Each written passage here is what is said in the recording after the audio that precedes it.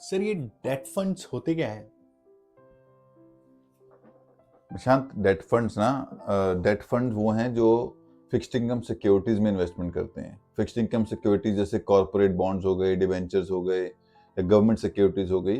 तो date fund managers इन सारी securities में इन्वेस्टमेंट करने के बाद इनसे फिक्स्ड इनकम तो कमाते ही हैं इंटरेस्ट फॉर्म में, बट ये ट्रेडेबल सिक्योरिटीज होती हैं तो इंटरेस्टेड मूवमेंट का भी एडवांटेज लेते हैं। तो फिर ये एफडी क्या हुआ सर?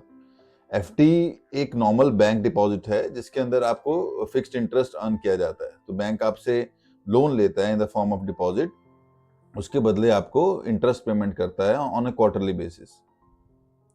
तो सर ये डेट फंड्स एफडी से बेटर कैसे हुए फिर?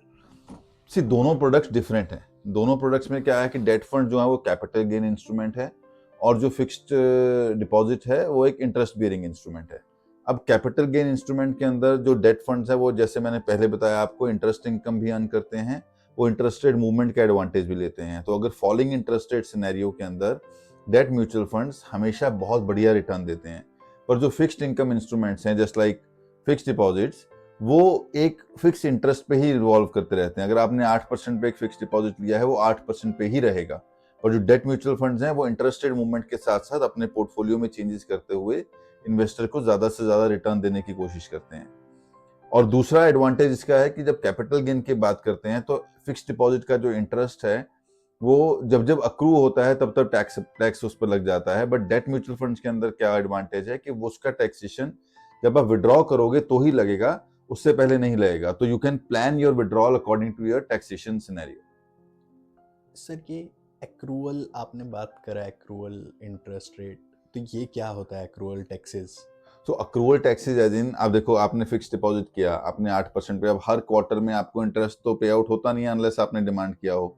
तो जब उसका इंटरेस्ट ड्यू हो गया और आपके डिपॉजिट के अंदर जाके इकट्ठा हो गया, तो दैट मीन्स बैंक ने अपनी तरफ से पे कर दिया, आपने लिया हो ना लिया हो, तो वो जो पेमेंट हो गई आपके लिए अक्रूड है, बैंक के लिए पेड है। तो वो जो इंटरेस्ट इनकम है उसके ऊपर टैक्सेशन आपकी लाइबिलिटी बन चुकी है।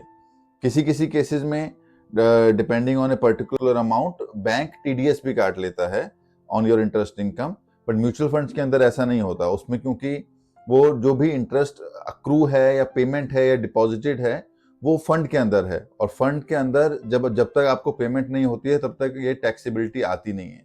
और टैक्सेबिलिटी जब आती है तब वो कैपिटल गेन की शेप में आती है, जिसकी टैक्सेशन ऑल्दो म्यूचुअल फंड और फिक्स्ड डिपॉजिट की टैक्सेशन आज की डेट में सेम है, बट यूजेबिलिटी के हिसाब से आप टैक्सेशन को डेट फंड्स में मैनेज कर सकते हो, फिक्स्ड डिपॉजिट में नहीं। डेट फंड्स के कोई टाइप्स भी हैं? Yes, depending on the interest rate scenario portfolio, अलग अलग तरह के डेट फंड्स हैं। जैसे आपका शुरू होता है एक ओवरनाइट फंड से, फिर liquid fund, ultra short term fund, low duration fund, short term fund, ऐसे करते करते आप लॉन्ग टर्म ड्यूरेशन फंड्स की तरफ जाते हो। डायनामिकली मैनेज फंड्स भी होते हैं।